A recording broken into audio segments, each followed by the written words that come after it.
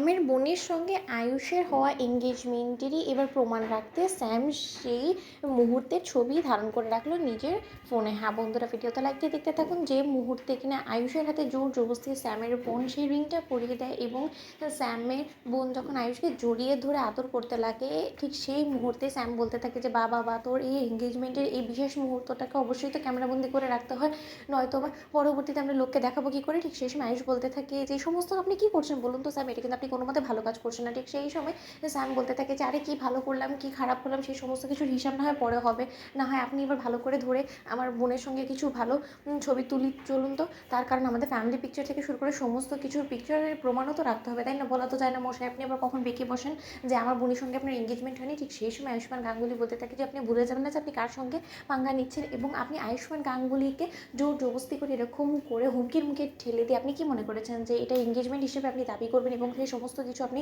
প্রমাণস্বরূপ রেখে দিলে সমস্ত লোকেরা মেনে নেবে?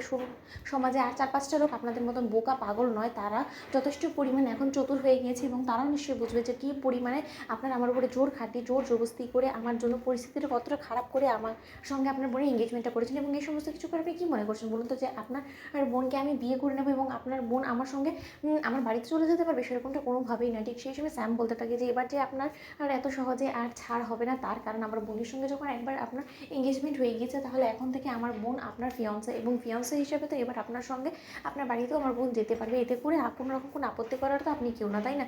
আমার বোনের সঙ্গে কিন্তু আপনার না চাইতে একটা সম্পর্ক হয়েই গিয়েছে। ঠিক সেই সময় কথা বলা মাত্র এক পর্যায়ে আয়ুষ যখন কিনা স্যামের বোনকে সেখানে ধাক্কা দিয়ে ঠেলে দিয়ে যখন কিনা সেখান থেকে যেমন তেমন করে বেঁচে ফিরে, ঠিক তার পর মুহূর্তে কুসুম যখন আয়ুষকে ফোন করে, ঠিক সেই সময় কুসুম বলতে থাকে যে ছোটো সাহেব আপনি কোথায় ছিলেন বলুন তো? সেই কখন থেকে আমি আপনাকে ফোন করে চলেছি, আমার মনটা বড্ড বেশি খচখচ করছিলো, কেন জানি না আমার মনে হচ্ছিলো যে আপনি কোনো রকম একটা বিপদের মুখে পড়েছেন এবং সেই বিপদ থেকে আপনাকে উদ্ধার করার জন্য হয়তো বা আমাকে প্রয়োজন পড়তে পারে, বলুন না ছোটো সাহেব। ঠিক সেই সময় আয়ুষ বলতে থাকে যে না, শুধুমাত্র আমাদের বিয়ে হয়েছে, কুসুম এমনিতে যথেষ্ট পরিমাণে আমাদের বিয়ের ব্যাপারটাকে নিয়ে টেন্স থাকে, এর মাঝখানে যদি এই পাগল মেয়েটাকে নিয়ে আমি ওকে কোনো কিছু বলি তাহলে ও আবার টেনশন করে শুরু করে দিবে, মাথা কামানো শুরু করে দিবে, এদিকে সমস্ত কিছু জটলা পেকে গিয়েছে, আর কোনো রকম কোনো অশান্তি কুসুমের জীবনে না খুললেই কি নয়, তাহলে বরঞ্চ আমি চুপি থেকে যে এই গোটা ব্যাপারটা আমি ঈশানের সঙ্গে মিলিয়ে সলভ করে নিতে পারবো।